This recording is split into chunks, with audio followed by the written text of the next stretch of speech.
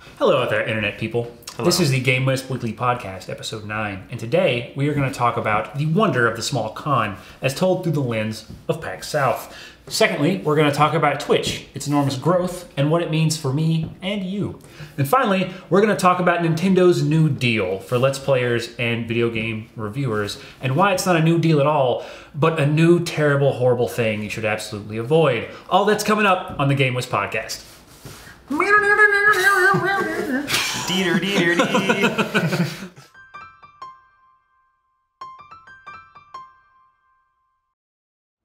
And we're back in the GameWisp Podcast, and I, as always, am Eli Hooten until I decide to be someone else. And with me also today is Michael Anderson. What's the up? man that signs my paychecks. That's right. So, first, a little bit of housekeeping notes. We've moved from our public access setup that we had in the last episode Which of the was podcast to weekly news. That's right. And I spread out across the table weekly news.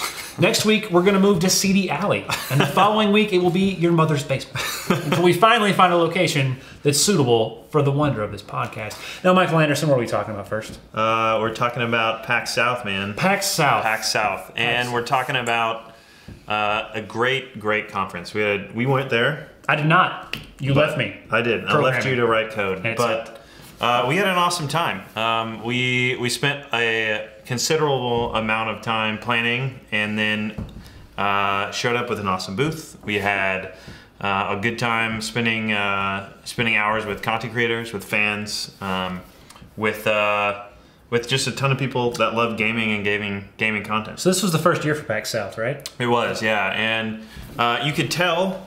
And how could you tell? Well, was it like shoddy and terrible? No. I don't mean it like that. Like you can tell because there was like a sense of wonder and and newness about it. That I've been to all the PAXs at this point, except Australia. Someday we'll have the budget for that. Someday. But you saw, I think, a smaller, more intimate experience at the event than you see at like a sprawling event like PAX Prime or PAX East, and it had its own like character that was made it kind of special, I think. So would you say the size of the conference made it better or worse for gaming content creators or gaming video content creators as well as fans of gaming video content? I think it actually made it a lot better. I mean, maybe a lot is not the right word, but it was tons better, multiple times as better. Pick your superlative. Right, but it was cool because I think a lot of the more famous-y people, if you will, were more comfortable walking the show floor than they have. So you didn't see the, oh my god, a famous YouTuber flash mobs? Yeah. You saw you definitely saw people approaching and interacting with their favorite content creator or even their favorite game developer, but there wasn't just like mobs of people. And I think also on some level, it also made it a little bit more easy to recognize people like that because there were just less faces. There's less faces in total. Sure. But I heard from many people, and there's articles written about it. IGN wrote an article about it, just where they enjoyed walking the show floor because it was a little bit more chill, low-key. Less chaotic? Yeah, totally. So in that way, it was really great. It gave us the opportunity to stand out a little bit because we had a small booth compared to some of the big noisier booths and things like that. But we had a presence that was really targeted specifically to gaming video content creators. Yeah, how'd that work out for us? So far so good. Yeah, I think that was one of the things we sort of adjusted as we got in the door. Like we were planning on catering towards content creators, but it wasn't immediately evident the first day like how specifically to do that. And so we sort of adjusted our booth a little bit by the second day, just to be very specific. Like we had like TVs that said, "Are you a gaming YouTuber? Come talk to us." And so that was helpful. Did that work? Yeah, Nice. It did work in that we were able to have a lot more targeted conversations. The first day or the second day and the third day. So we really enjoyed that particular thing. We had the opportunity to talk with some folks over at the Twitch booth, which we'll get into later, and then also spend some time talking to, there's a lot of indie game developers, or a lot of actually like tabletop gaming was going on there as well. Oh, really? We ran into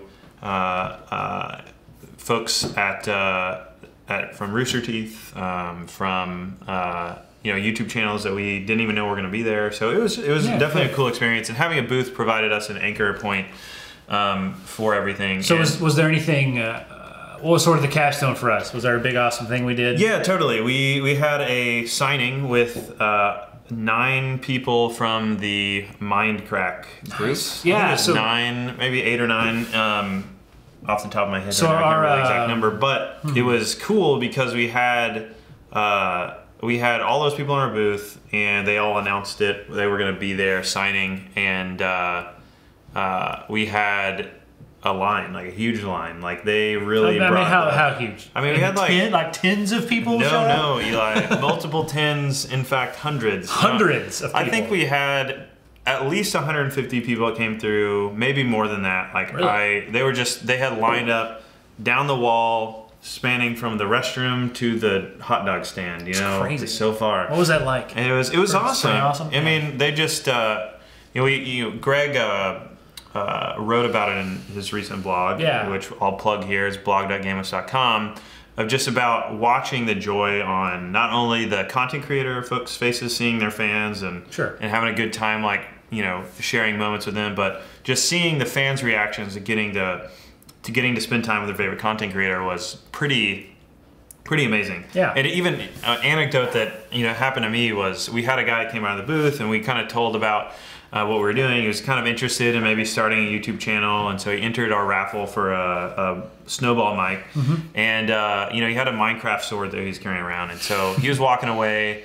And I mentioned to him, I said, hey, before you go, just so you know, Mindcrack's going to be in the booth tomorrow to have a signing. And the kid just lit up, like his face just got so happy. Really? He ran up and hugged me and said, oh my God, I love you. Thank you so much for telling me you've made my life, kind of thing. And so that's the kind of reaction we had from the fans, and you think about having 150 of those people on a line. Yeah, so if anything, concerning PAX South, I think that's a data point that talks about the importance of the content creator on the show floor, right? For sure. Are there any other instances at that event where you were like, wow, content creators are suddenly like front row center here? Like, is there any other booths doing interesting things? Well, so there's definitely booths, and I think Twitch is a great example of pushing those sorts of people, and we can talk more about that in a minute, but like, they really spend a lot of time focusing on promoting their content creators, which makes sense. They're partners. Yeah, they're partners. And then, even you look at like the Rooster Teeth booth that had, 4 people were there, Chris, Blaine, Barbara, and Jack. Right. And so they were like signing autographs for hours and hours and hours. There's always a line just for the entirety of the show. They were signing, taking pictures, probably running through so many bottles of hand sanitizer. So many shaking hands. But not even just the booths. I think one of the most interesting things about PAX South is that it was all about gaming, or not all about, but a ton of panels were about gaming video YouTubers and YouTubers. Right, because YouTube had a presence there, right? Yeah, so they had a presence in a way that they sponsored some of the panels. Right. They like made a way for them to bring in some of the bigger name people. There was, you just saw this sort of like live appearance thing starting to become a really important part of a YouTuber's brand appeal and growing the brand. Right, because the Markiplier, right, his panel had just a wait time measured in the hours. People were waiting outside, right? People were waiting for hours to get into it. There's only a limited amount of people that could fit in there, and they had to turn away a ton of people. Like, there's just no way to fit. The amount of people that wanted to be in the Markiplier panel. But they're doing things that are like their YouTube channel in these panels. It's very interactive. Lots of Q&A. Lots of like fun things that they're having people do. Lots of inside jokes. Yeah, exactly. And a good example is like, Markiplier was that way. Jesse Cox and Crindor, Wow Crindor, they had a panel together, and they just like, had ridiculous things they made everybody do before they asked a question. Sure. And they live recorded a podcast during this. And so you see this sort of like YouTuber taking what they're doing online out to their fans to do a really cool, interactive, engaging experience. And that was cool to see, because it was, that happened like 3 or 4 or 5 different panels, maybe more, at PAX South. So I think that made that conference pretty special for YouTubers. Right. And now I'm kind of thinking back. You mentioned the Twitch booth, and I'm thinking back to when I went to PAX East in 2013. Twitch had a huge presence there then. Yeah. They had a massive booth, but it seems like then they were focusing on the streamed content itself, and they had a couple of like MCs that would narrate things that were happening in live stream tournaments and competitions and stuff like that. And so now it's like there's a focus away from that to, hey, we're Twitch, these are our partners, and we're gonna leverage that. I'll call it celebrity, for lack of a better term. We're going to leverage that celebrity to sort of promote ourselves as an ancillary thing through our partners. Yeah. And so I guess, you combine that with the fact that YouTube had a presence, which I don't even think they had a presence at East 2013. Not that I know of, If they had one, it wasn't large enough for me to notice. Right. And so you combine Twitch, YouTube's presence, this massive demand for creators live. Yeah. And so is this the future of the con? I guess is what I'm getting at. Is this going to be PAX from here on out? Is this going to be Rooster Teeth? Is this going to be, the kind of thing we see at conferences that are sort of focused toward gaming? Is the obviously not like GDC or something. Sure. Something that's focused more to the consumer side of gaming. Like, is it going to be an expectation that these large YouTubers are going to be here, they're going to have panels, there's going to be huge waits, and there's going to be a massive demand for their presence? Yeah, I totally agree. I absolutely believe that. Gaming video creators are such an integral part of the ecosystem now that they're just as much a celebrity as if a famous game developer had a panel. People are right. Like you kind of wonder, is Markiplier's panel going to be more important than Ken Levine's? Right. Actually, or something like is Gabe Newell's going to have as big of an attendance as PewDiePie's? When that time comes, what's that going to look like? Right. It's crazy to think about that. Yeah, and even thinking along the lines of the size of those panels, because those have happened before, but I think more than ever we're seeing people are really turning out for those people. They're not turning out specifically, or there's a segment of people that are turning out specifically for the YouTubers rather than specifically for the next Borderlands game announcement or something. Right. And which also kind of ish happened at PAX South, and so.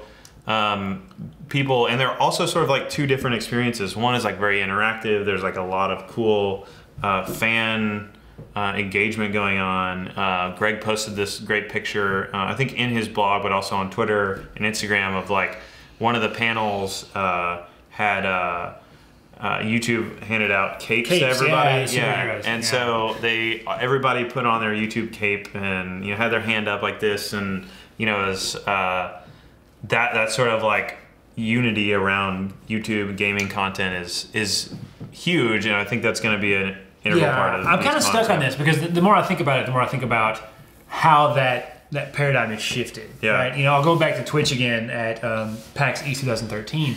They had a banner, they had marketing materials there that gave the specific value proposition for Twitch. It was come here because we're the #1 place for live gaming content. Right. It's let's promote the platform. Right? Now it's let's promote the people that use the platform. Right. And YouTube came and they said, let's hand out capes and look, you're all YouTube superheroes. Yeah. Who cares about what YouTube can do? Yeah. You're a YouTube superhero. Right. And I think that's how it's going to be, right? I think this industry is finally waking up to the fact that it's not these platforms, it's not technology, it's not how amazing it is that I can live stream a game across the world and everybody can watch it.